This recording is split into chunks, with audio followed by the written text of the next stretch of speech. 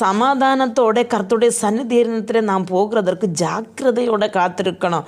இவைகள் வர என்று சொல்லும் பொழுது பரலோகம் வர அல்லைன்னா ஆண்டவருடைய வருகைக்காக அந்த காகள துவனி கேட்க, அந்த பறந்துயர இப்படிப்பட்ட காரியங்களை பரலோகத்தில் போய் அங்கே இருந்து மகிழ்ச்சியாக நமக்கு இருக்கலாம் என்று சொல்லி விசுவாசத்தோடு இருக்கிற நீங்கள் விசுவாசத்தோட ஜாக்கிரதையாக இருக்க வேண்டும் என்று சொல்லுகிறார். ஏனென்று சொன்னால் ஒவ்வொரு மனிதனை எப்பொழுது வீழ்த்தலாம், அவனை எப்போ பாவத்தில் வீழ்த்தலாம், எப்போ தனிமையாக்கலாம், எப்போ மனமடிவாக்கி தற்கொலைக்கு நேராக நடத்தலாம் அப்படின்னு சொல்லி பிசாசானவன் என்ன செய்கிறான், வகை தேடிக்கொண்டே திரிகிறான். அப்போ அந்த அவனுடைய ஒரு வலையில் விழுந்து நாம் நசித்து நரகத்தில் போகாதபடி ஜாக்கிரதையுள்ளவர்களாக இருக்க வேண்டும் என்று வேதம் சொல்லுகிறது. அதனால் எப்பொழுதும் ஜெபத்தோடு உபவாசத்தோடு நாம் ஆராதனைகளோடு வேதம் வாசிப்போடு கர்த்தருடைய வருகைக்கு என்று காத்திருக்க கர்த்தர் நமக்கு ஒவ்வொருவருக்கும் கிருபை அருளும்.